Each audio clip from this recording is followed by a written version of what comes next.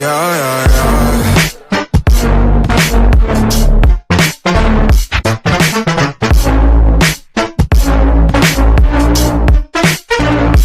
Welcome to my YouTube channel.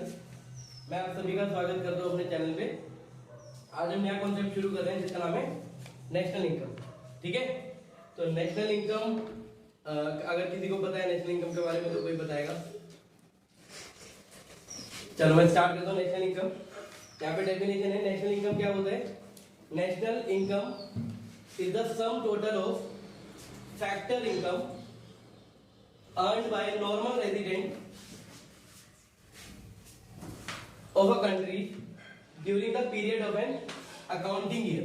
तो यहाँ पे मैंने एक डेफिनेशन लिखी है जिसमें हमने तीन वर्ड्स को अंडरलाइन किया, जिसमें नाम है factor income, normal resident and accounting year. तो हमें इन तीनों का मतलब समझना है, वही हमारी नेशनल इनकम होती है। तो सबसे पहले क्या लिखा है? National income is sum total of factor income.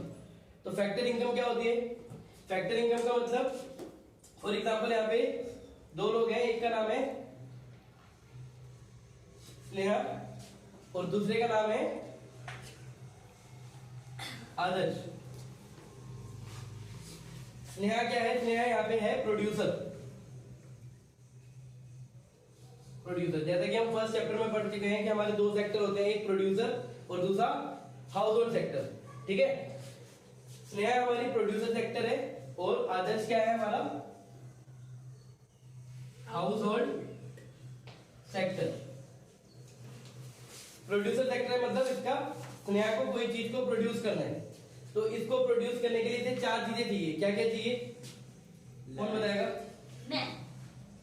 बोलो। Land, labour, capital, entrepreneurship. तो किसी भी चीज को प्रोड्यूस करने के लिए हमें चार चीजें चाहिए होती हैं। एक होती है लैंड, एक होती है लेबर, एक होती है कैपिटल और एक होती है एंटरप्रेन्योरशिप।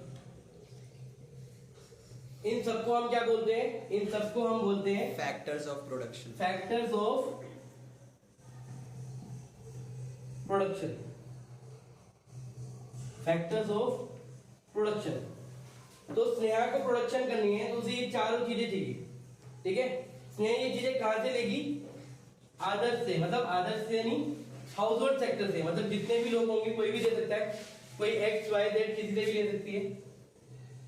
ठीक है, तो ये चीजें देगी। फॉर एग्जाम्पल आदर्श ने इसको काम करने के लिए अपनी लैंड दी, क्योंकि हमें लैंड चाहिए होती है मैन्युफैक्चरिंग करने के लिए, तो इसने इसे अपनी लैंड दी। ठीक है, तो बदले में स्नेहा उसको क्या वापस करेगी? रेंट देगी। ठीक है, ऐसे ही अगर आदर्श उसे क्या देता है? लेबर का मतलब वहां पे काम करने के लिए अपनी सर्विसेज प्रोवाइड करता है, तो लेबर प्रोवाइड करता है, तो बदले में स्नेहा उसे क्या देगी? वेजेस। ऐसे ही आदर्श उसे कैपिटल प्रोवाइड करता है। कैपिटल का मतलब पैसा प्रोवाइड करता है, तो बदले में स्नेहा उसे क्या देगी? इंटरेस्ट, मतलब उस पैसे के ऊपर इंटरेस्ट, ब्याज। ठीक है, और आखिरी में अगर आदर्श उसे अपनी एंटरप्रेन्योरशिप स्किल्स प्रोवाइड करता है, तो बदले में वो उसे क्या देगी? Profit share. ठीक है, तो ये चार चीजें इसने जो भी चार चीजें कमाई, आदर्श ने जो भी चार चीजें कमाई, कौन कौन सी? Rent, interest, wages and profit. इन सबको हम क्या बोलते हैं? Factor income. मतलब इसका एक और नाम होता है। क्या होता है फैक्टर इनकम का? क्या होता है? देख के मत बताओ, बिना देखे बताओ क्या होता है फैक्टर इनकम का एक और नाम? Factor payments. फैक्टर पेमेंट और फैक्टर ऑफ प्रोडक्शन का एक और नाम होता है, इसको हम क्या बोलते हैं? Factor services. क्या बोलते हैं? Factor services. ठीक है, अगर कोई एक इंसान दूसरे बंदे को फैक्टर सर्विसेज देता है, तो दूसरा बंदा उसको उसके बदले में कुछ भी कंसीडरेशन देता है। कंसीडरेशन का मतलब क्या होता है? बदले में कुछ भी देना। ठीक है, फॉर एग्जाम्पल मैं तुम्हें ये मार्कर दे रहा हूँ, तो तुम बदले में मेरे को क्या दोगे? पैसे देंगे। ठीक है, तो इसको बोलते हैं कंसीडरेशन। जब एक बंदा, जब प्रोड्यूसर सेक्टर को फैक्टर पेमेंट देनी पड़ती है, किसके बदले में? फैक्टर सर्विसेज के बदले में, उसको हम बोलते हैं, क्या बोलते हैं उसको? Factor income. ठीक है, समझ गए? Factor incomes. तो ये हमने क्या पढ़ा? Factor incomes. अब जब हम नेशनल इनकम पढ़ रहे हैं तो कुछ कुछ चीजों का नाम बदल जाता है।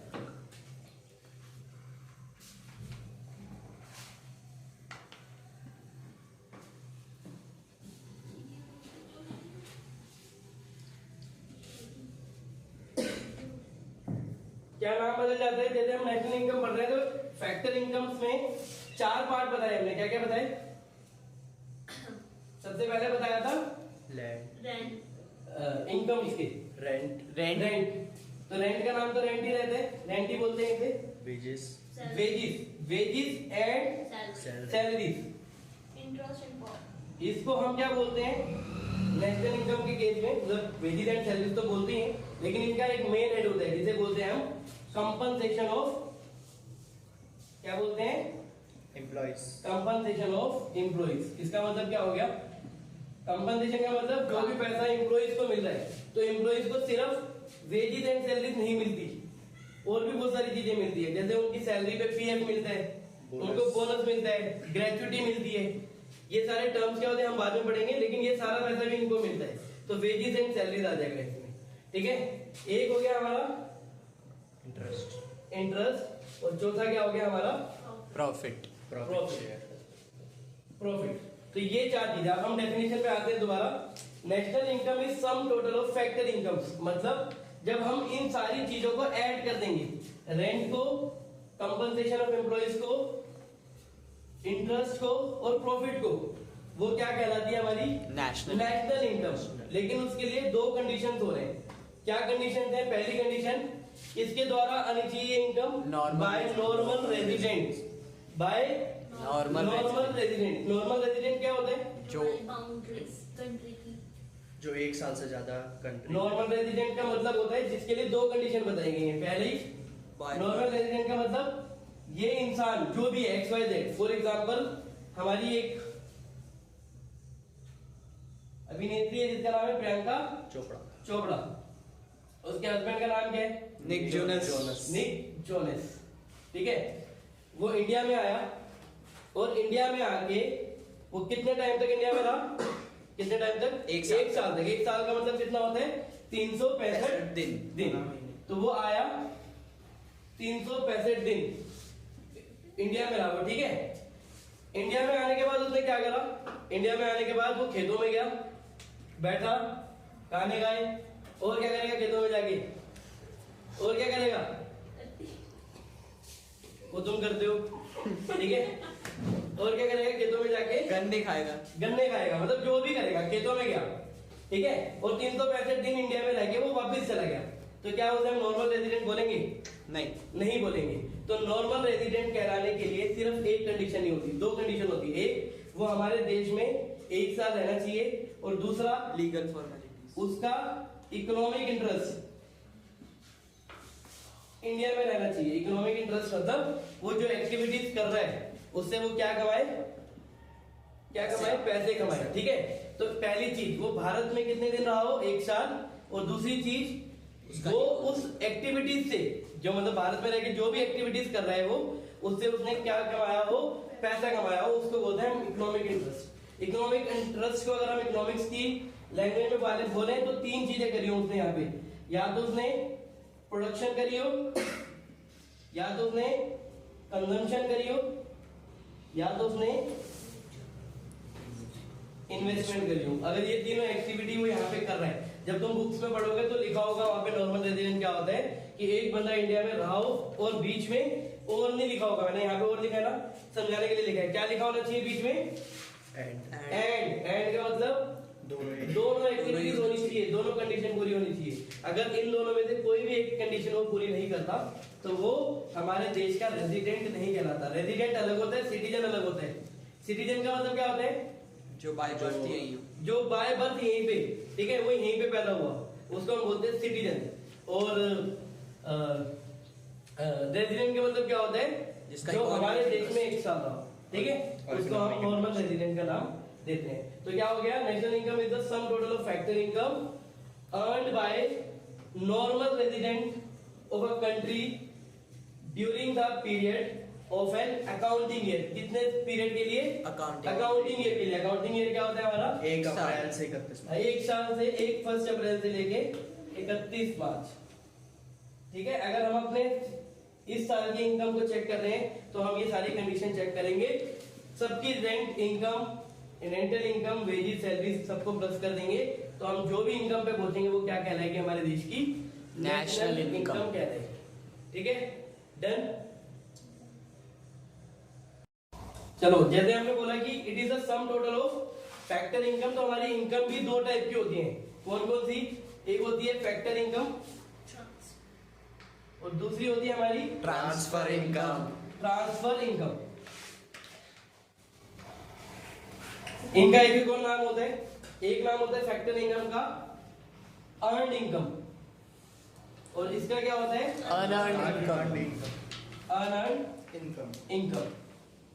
अब नाम से पता चल रहा है ऐसी इनकम जो हमने कमाई हो, ठीक है, मतलब जिसके बदले में हमने कोई सर्विसेज प्रोवाइड करी हो, ठीक है, जिसके बदले में हमने कोई सर्विसेज प्रोवाइड करी हो, सभी हम इसे फैक्टर इनकम बोलते हैं, अर्नड इनकम बोलते हैं। जैसे हमने लैंड प्रोवाइड करी, लेबर प्रोवाइड करी, कैपिटल प्रोवाइड करा और एंटरप्रेन्योरशिप प्रोवाइड करी, ठीक है, उसके बदले में हमें जो भी इनकम मिली उसे हम बोलेंगे अर्नड इनकम। लेकिन फॉर एग्जांपल स्नेहा क्या करती थी?